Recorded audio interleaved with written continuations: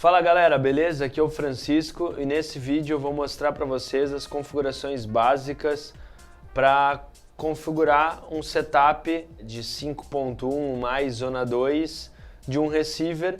Esse menu aqui é o menu da Yamaha, do Yamaha A880, mas é um setup aplicável a todos os outros receivers, pois tirando algumas peculiaridades, as coisas são muito parecidas entre todas as marcas de receivers. Então eu vou começar com o seguinte, ó. Aqui no controle, eu estou sempre pelo controle remoto. Eu vou começar com as funções do setup, que são as mais importantes. Tá vendo? A engrenagenzinha aqui, beleza? Então vamos nessa. Apertei na engrenagenzinha, a gente vai abrir o setup e eu vou passar um por um para entender dentro de cada menu o que é o mais importante, o que precisa ser verificado. Começando aqui pelo speaker, né? Pelos alto-falantes. Eu dei um enter aqui, então a primeira coisa é a gente selecionar como que o alto-falante ele vai trabalhar. Então você percebe aqui por essa imagenzinha aqui da direita, que dessa forma ele está trabalhando como básico, 7 canais, ok? É o máximo que você pode botar. Se você colocar 5.1, não tem problema, você vai deixar de fora o surround back, não vai ter essas caixas de som e ele vai trabalhar da maneira básica. Eu acho que convém assim ressaltar que conforme a gente vai mudando o setup, ele já vai te indicando em qual borne você tem que colocar a sua caixa de som lá atrás. Então, num caso de 7.1 mais uma zona de áudio, ele já direciona que lá na traseira do receiver, o Extra SP1, você vai ligar as caixas de som da zona 2, beleza? Você percebe que agora, ó, quando eu mudar para 5.1.2 mais a zona 2, ele já inverte. Então esse é o cuidado que tem que ser feito na hora de fazer a ligação. Por que ele dá esse select automático, né? Porque quando você estiver ouvindo aqui um 5.1.2 e você chamar a zona 2, ele vai desabilitar essas caixas de som aqui e vai passar a tocar a zona 2. Se tiver nessa opção aqui, você vai estar ouvindo um 7.1 e quando você for chamar a zona 2, ele desabilita essa caixa de som aqui e toca a zona 2. Beleza? Fica claro dessa forma? Então tá, aqui é uma maneira lúdica de entender como que vai se dar a configuração. No 5.1 biamplificado, ele só está dizendo que o canal de biamplificação vai ser ligado no Extra SP2 e ele já vai entender que é um sistema 5.1 biamplificado, onde a caixa da esquerda e a caixa da direita entra com 2 vezes mais potência. Aqui nesse nosso sistema hipotético eu vou deixar configurado 7.1 mais zona 2. Lembrando que se teu sistema for um 5.1 mais zona 2, também é aqui que você vai deixar a configuração. A única coisa é que você não vai ligar o Extra SP2 com a surround back, beleza? Configuração. Nessa opção de configuração, o receiver ele me dá a opção de escolher entre caixas de som grande ou caixas de som pequena. Se eu escolho caixas de som grande, ele assume que em caixas de som grande você não precisa de um corte de frequência para elas. E se eu seleciono caixas de som pequena, você pode escolher um crossover, que significa abaixo de 120 Hz eu não vou mandar frequência para minhas caixas frontais. Abaixo de 80 Hz eu não vou mandar frequência para minhas caixas de som. A via de regra, eu costumo colocar todo o meu setup, desde que não seja torre, eu costumo colocar sempre como small e deixo o crossover em 80. Você percebe que uma caixa de som frontal, geralmente ela começa em 40 Hz, 55 Hz. Como as frequências graves são as mais difíceis de serem reproduzidas pelas caixas, por qualquer caixa de som de teto e tudo mais, que não seja subwoofer, eu costumo deixar o crossover em 80 Hz, beleza? Caixa de som central, mesma coisa, vou deixar em small e vou deixar em 80 Hz. Caixa de som surround, vou deixar em 80 Hz também, small, e aqui ele ainda me dá a opção, né, do layout, se eu estou colocando ela na parte frontal ou na parte traseira. Nesse caso aqui a gente está deixando ela na parte traseira, que é o surround tradicional. Na surround back vou deixar como small e 80 Hz também. Subwoofer, bem importante, aqui eu seleciono se eu não vou ter ou se eu vou ter subwoofer, eu vou ter. A fase do subwoofer, se ela é normal ou reversa, geralmente a fase reversa do subwoofer a gente usa quando o subwoofer ele passa da linha do sofá, então se o subwoofer estivesse na parte traseira eu colocaria como reverso, nesse caso eu vou deixar a fase normal, beleza? Voltei. Distância, aqui a gente sabe que vai de caso a caso, você pode selecionar a distância conforme a peculiaridade do teu sistema. Eu sempre tomo um cuidado para a distância do subwoofer ser a mais correta o suficiente. Essa distância sempre é referente ao melhor ponto de audição da sala, que seria nesse caso o meio do sofá. Level. Level é um recurso muito bacana que você pode usar para corrigir eventuais falhas da sua sala. Então, se você usar o recurso de calibragem automática, geralmente essa parte dos levels, ele já organiza tudo de forma automática. E depois você pode vir aqui e com o seu ouvido ainda dar um pouquinho mais de brilho em alguma caixa que pode eventualmente ter ficado mais apagada. O que eu costumo fazer, de modo geral, é deixar um pouquinho mais alto a caixa central, as caixas de som da esquerda e da direita. Eu acho que isso faz com que a gente ganhe um brilho na voz, na hora de estar assistindo um filme e tudo mais, que ao meu ouvido faz toda a diferença. Outro ponto importante, conforme a altura das surrounds, eu já percebi que deixar as surrounds com um pouco mais de força também faz diferença. A gente está aqui praticamente falando em 40% mais de potência relativa do que a caixa de som frontal. Então isso aqui dá um efeito surround, na maioria aí dos casos é um pouco mais agradável. Eu geralmente deixo esse número por volta de 2, 2,5, dependendo de alguma peculiaridade do ambiente. Lembrando que isso aqui são configurações genéricas, né? Para uso de subwoofer, normalmente eu deixo em 0 e faço tanto corte de frequência do subwoofer na traseira do equipamento, quanto a regulagem de volume também no equipamento. Às vezes pode acontecer de subdimensionar uma sala, né? Colocar um subwoofer menor do que deveria, e aí eu acabo dando um grauzinho aqui, né? Acabo dando um pouquinho mais de influência no subwoofer a fim de não trabalhar com ele tão no máximo, ok? Equalização paramétrica, né? A equalização paramétrica, ela se dá da seguinte forma: a gente vai ter as regulagens provenientes do sistema de calibração automática do iPAW, que é o sistema de calibragem aqui da Yamaha. A gente vai ter uma regulagem paramétrica manual, onde você vai poder fazer o corte de frequência por banda e o ganho por cada caixa de som. Eu vou confessar para vocês que, olha, salvo um sistema há um bom tempo atrás que a gente teve que fazer uma correção devido a sala, que não era uma sala tão simétrica, eu nunca usei a regulagem manual de equalização paramétrica. Eu sempre deixei ela no true, que é a passagem direta, é a passagem que que o áudio não vai sofrer nenhuma mudança de regulagem, beleza? Aqui a gente tem o test tone, que é um teste muito legal de ser feito, onde ao ligar todos os receivers tem esse test tone, onde eu liguei aqui o on e ele começou a me jogar um ruído que parece um chiado em cada caixa de som.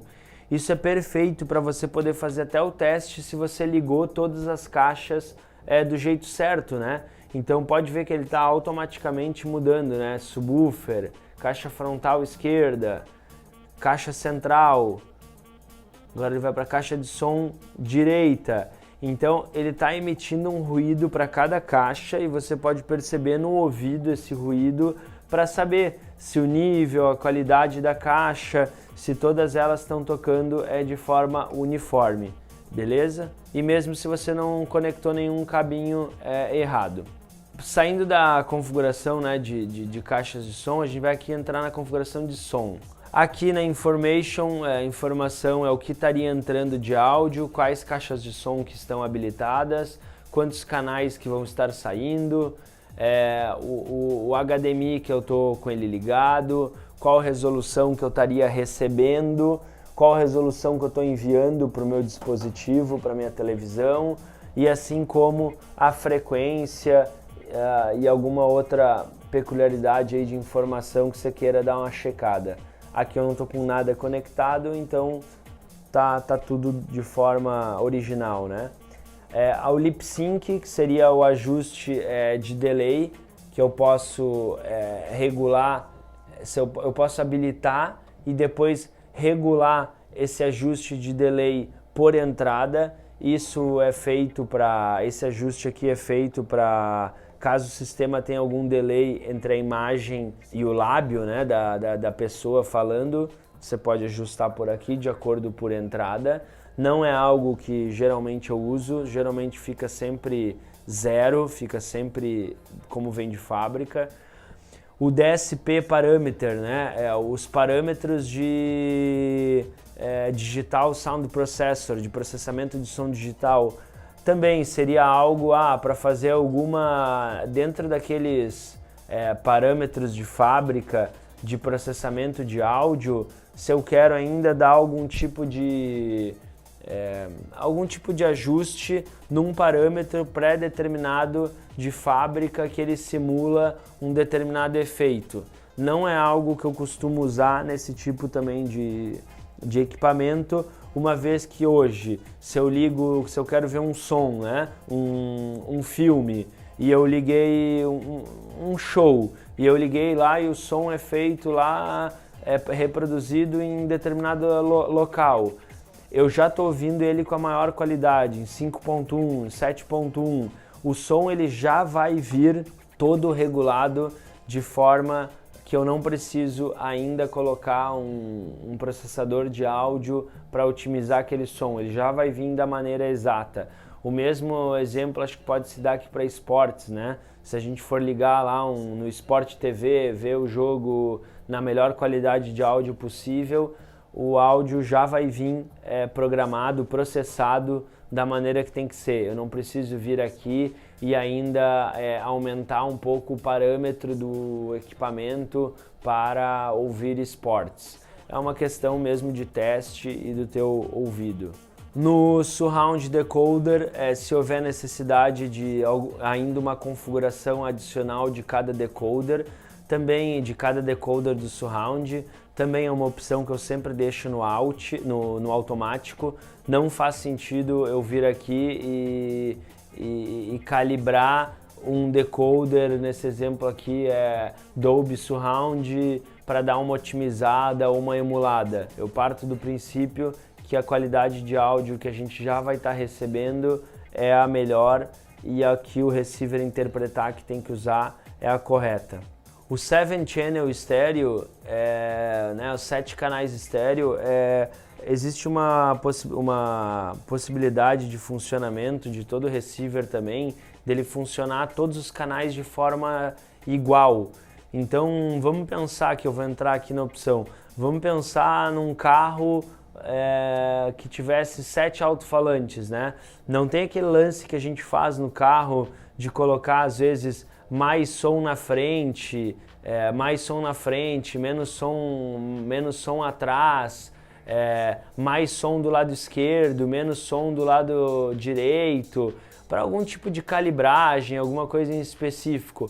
Ou mesmo aumentar um pouquinho, né, o volume de todas as caixas de forma homogênea, vamos dizer assim. Não é uma opção também que eu costumo mexer, mas existe aqui para fazer algum tipo de ajuste.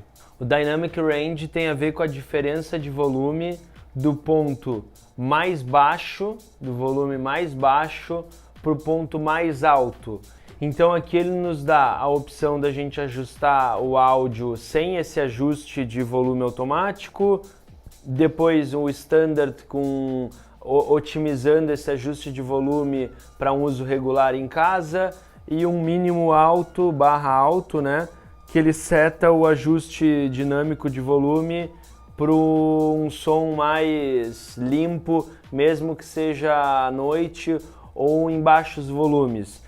Basicamente, de acordo com a mudança que a gente estiver fazendo aqui no Dynamic Range, o volume mais e o volume menos que a gente tiver aqui, ele atua de forma diferente. Eu também não vejo muito sentido em modificar esse tipo de configuração aqui, então eu prefiro deixar sempre no máximo, que seria o áudio sem o ajuste de volume inteligente. Ele ainda lembra aqui, né, que quando a gente estiver jogando um sinal, um Dolby True HD, sinal de áudio, essa informação de áudio dinâmico, ela já vai ser ajustada de acordo com as informações presentes no codec de áudio. Aqui nós temos regulagens de volume, aqui eu consigo setar o volume maior, aliás, o máximo volume que eu consigo atingir com o meu receiver. Então, num caso aqui de querer bloquear o volume máximo do receiver por algum motivo, aqui que é o local de fazer. Volume inicial, se toda vez que eu ligar o equipamento eu quero que ele ligue em tal volume. Então, mesmo que eu desligue ele super alto, ele liga novamente determinado volume. Esse level adaptativo de Digital Sound Processor, né? Eu posso deixar ele ligado, que ele vai ajustar de forma automática, ou deixar ele desligado. Eu sinceramente não costumo usar o Cinema DSP dentro das minhas configurações, que já são modos pré-programados pelo receiver para determinar a qualidade de áudio e tudo mais. E o Virtual Speaker nada mais do que um melhorador da experiência do surround back, né? Principalmente, até ele fala aqui, eu acho, né? Quando não está o surround back, não está conectado. Nada mais do que talvez um preenchedor aí de ambiente para poder aumentar ainda mais a experiência virtual, né, de surround. Eu diria para testar, eu não me recordo muito de usar essa opção, beleza?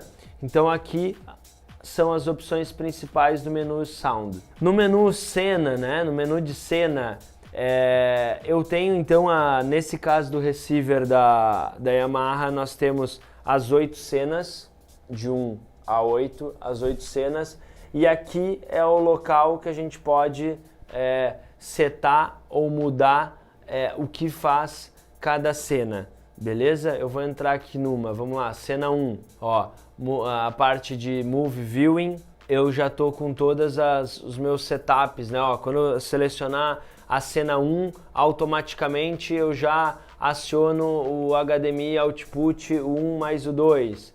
Automaticamente, vamos lá, o meu speaker setup pode ser mudado para outro tipo de equalizador paramétrico. Também não é algo que eu costumo deixar pré-configurado quando eu estou usando o equipamento. É algo específico dos equipamentos da Yamaha ser dessa forma. Aqui, se eu quiser renomear alguma cena, mesmo caso. Vídeo HDMI, aqui é uma coisa legal para a gente ver. Aqui informação, ele vai te dar como é que o áudio está entrando, como é que o áudio está saindo, para você checar a resolução. Video Mode, ele pode ter um processamento ou vir o vídeo direto. Geralmente eu uso na opção direta, a menos que eu sei que a minha qualidade de vídeo que está entrando não é de boa qualidade, aí eu uso o processador de vídeo de dentro do receiver. Nesse caso eu vou deixar na opção direta. HDMI Control é outra coisa bem legal de se deixar ativada, é aqui que se ativa o ARC, essa informação aqui é bem importante, como default aqui ele vem desligado, nesse receiver aqui eu já vou deixar ele com HDMI Control ligado. Isso significa que eu posso ter meu aparelho de TV a cabo, eu desligo o aparelho de TV a cabo, automaticamente ele já desliga o meu receiver. Eu mexo no volume do meu equipamento de TV a cabo ou mexo no volume aqui do meu receiver, ele já aumenta ou diminui o volume lá da minha TV a cabo. Aqui eu seleciono, né, da onde que vem o áudio input, da onde que vem o áudio, para onde que vai entrar a seleção do meu áudio que vem da televisão. Então lá no receiver, quando eu for selecionar o meu source, eu vou selecionar o áudio 1, que é o que vem da televisão. O recurso de ARC é se eu quero habilitar ou desabilitar o Audio Return Channel. E esse Standby Sync é simplesmente uma otimização aqui da ativação do HDMI Control. Posso estar aqui sim, se eu tiver com modo automático, quando eu desligar lá a televisão, ele vai me desligar também o receiver. Ou quando eu ligar a televisão, ele automaticamente acorda o receiver. Aqui compensa sim dar algumas modificadas até o teu sistema ele tá todo redondo e não ficar com os teus controles remotos bagunçados. No HDMI Audio Output, eu acho que aqui tem uma opção bem interessante nesse receiver. Aqui eu já estou com o áudio de forma automática, ele está já sendo controlado pelo Control Sync, que já está com a RC habilitado e tudo mais, então não tenho como controlar. Mas aqui uma opção bem interessante, que até nesse receiver aqui para mim é novidade, que é enviar o áudio pelo HDMI 2. Isso é uma função que em poucos receivers tem. Então, bem legal, vou deixar até habilitado já nesse receiver. A versão do HDCP, que HDCP é a proteção, né, de cópia do HDMI. Eu sugiro sempre deixar em automático também, acho que não tem o porquê modificar a versão de HDCP, a menos que você coloque, às vezes, um Apple TV, algum outro equipamento que talvez o sistema de proteção do HDMI entende que você está fazendo uma cópia daquele conteúdo, que você está eventualmente pirateando aquele conteúdo. Aí ele pode causar algum bloqueio na transmissão de imagem. Normalmente esse aviso aparece na tela.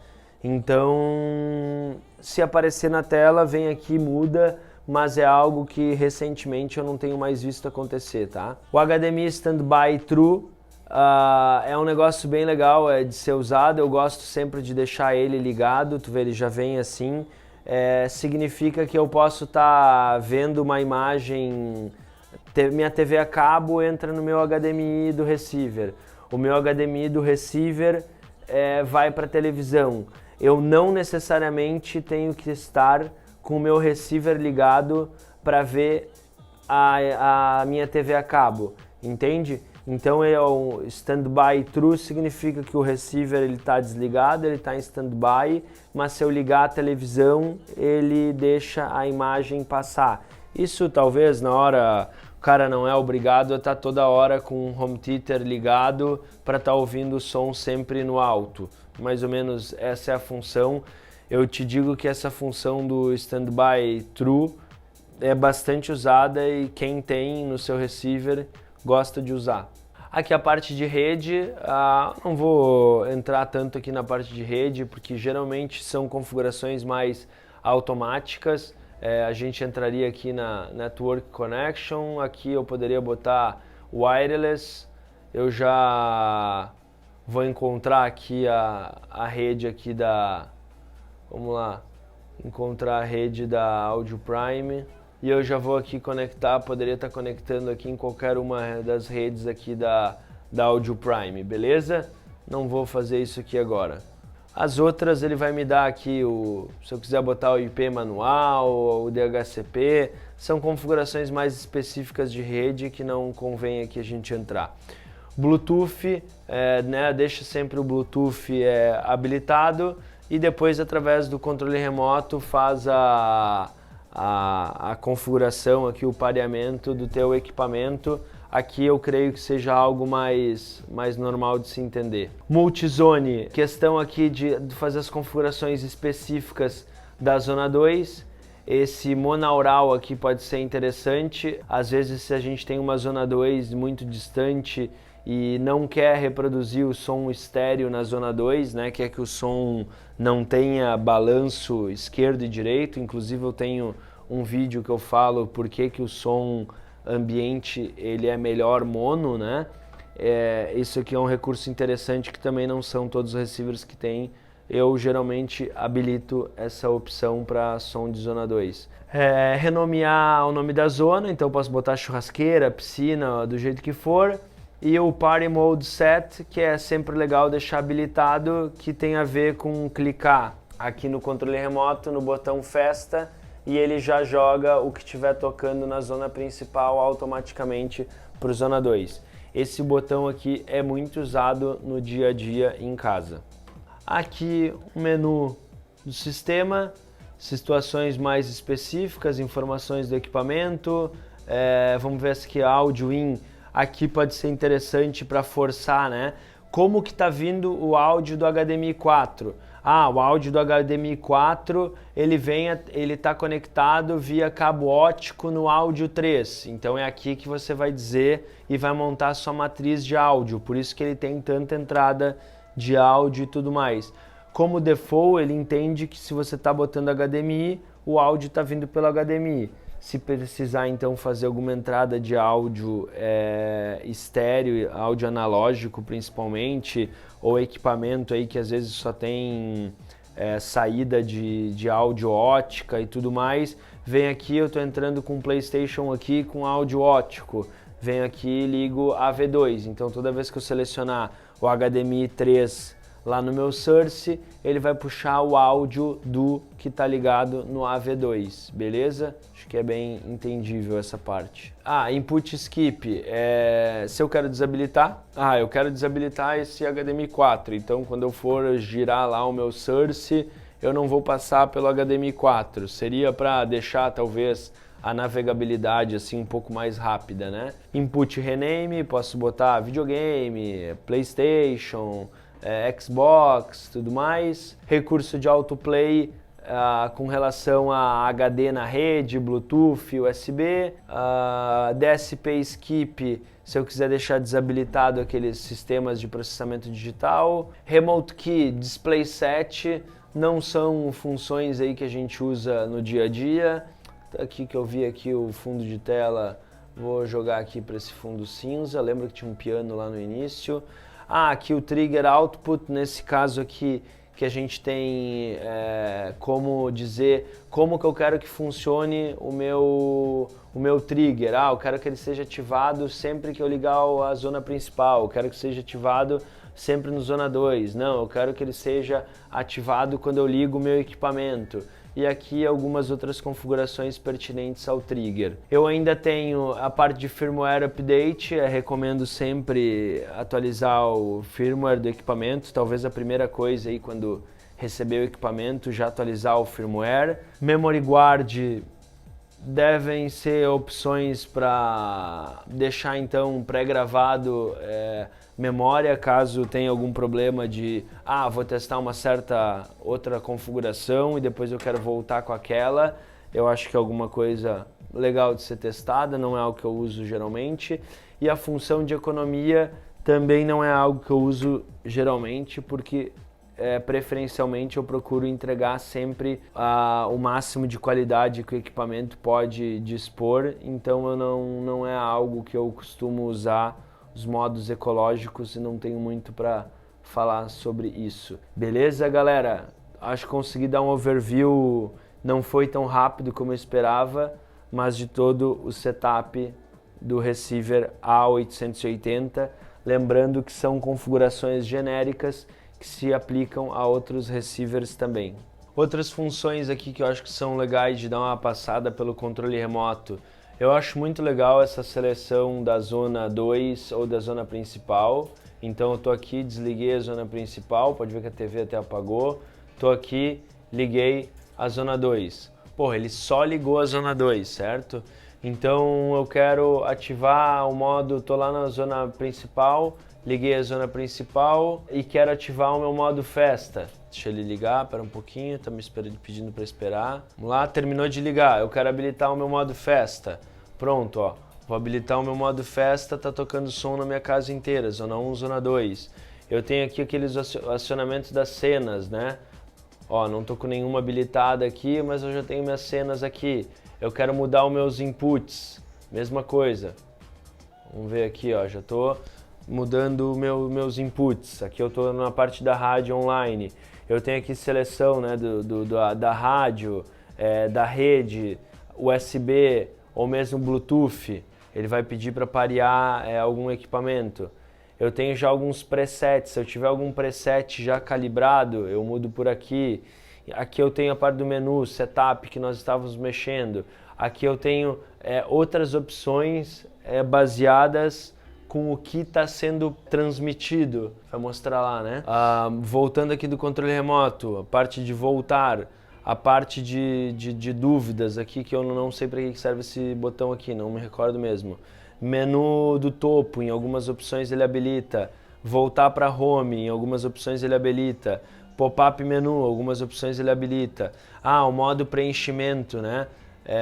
A questão do som, às vezes ele joga um pouquinho mais de grave para as caixas de som.